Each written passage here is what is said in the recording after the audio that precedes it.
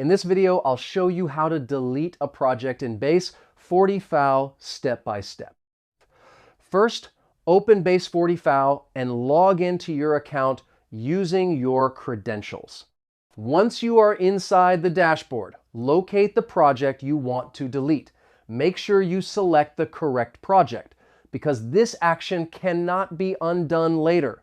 Click on the project to open it. After the project loads, look for the Settings option, usually located in the top menu or inside the project panel. Open the Settings section and scroll down until you find the option called Delete App or Delete Project.